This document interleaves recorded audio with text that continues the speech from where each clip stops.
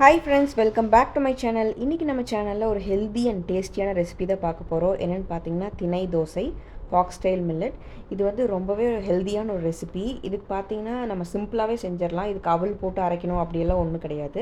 நம்ம நார்மலாக இட்லிக்கு எப்படி அரைப்போமோ அது மாதிரி அரைச்சாலே போதும். இப்போ வந்து தினை வந்து நான் 2 சுட்டி எடுத்திருக்கேன். நாங்கள் வந்து சுட்டின்னு சொல்லுவோம். நீங்கள் எந்த கப் எடுக்கிறீங்களோ அந்த கப் அளவே ஃபுல்லாக எடுத்துக்கோங்க. 2 சுட்டி தினை எடுத்திருக்கேன். அதில் வந்து அரை சுட்டி இட்லி அரிசி எடுத்துக்கோங்க. அதுக்கப்புறமா அதே சுட்டியில் வந்து 1/4 சுட்டி வந்து உளுந்து பருப்பு எடுத்துக்கோங்க.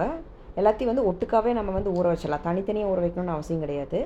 அதுக்கப்புறம் ரெட் சில்லி 3, சீரகம் வந்து 1 டீஸ்பூன் ஊற வச்சுட்டு ஒரு 5 மணி நேரம் ஊற வச்சிடலாம். இதையை இப்போ 5 மணி நேரம் நல்லா ஊறிருக்கு.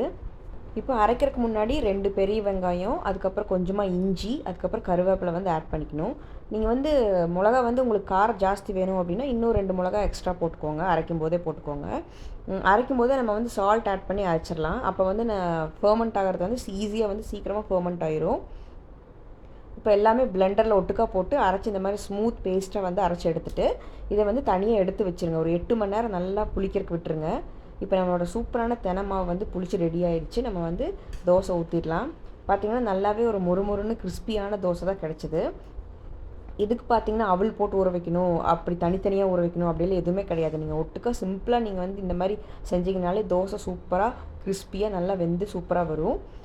இந்த ரெசிபி கண்டிப்பாக உங்களுக்கு பிடிக்கும் அண்ட் யூஸ்ஃபுல்லாக இருக்கும் அப்படின்னு நினைக்கிறேன். இது வந்து சுகர் பேஷண்ட்டுக்கு ரொம்பவே நல்லது. ஸோ இதை கண்டிப்பாக நீங்கள் ட்ரை பண்ணி பாருங்கள். இது கூட வந்து பீக்கங்காய் சட்னி, அதுக்கப்புறம் கத்திரிக்காய் சட்னி அதெல்லாம் வந்து ரொம்ப நல்லாயிருக்கும். நான் வந்து பீக்கங்காய் சட்னி தான் செஞ்சுருந்தேன். இதுக்கு வந்து ரொம்பவே டேஸ்ட் வந்து நல்லா இருந்தது இந்த ரெண்டுக்குமே காம்பினேஷன். ஸோ இது வந்து உங்களுக்கு யூஸ்ஃபுல்லாக இருக்கும் அப்படின்னு நினைக்கிறேன். தேங்க்ஸ் ஃபார் வாட்சிங்.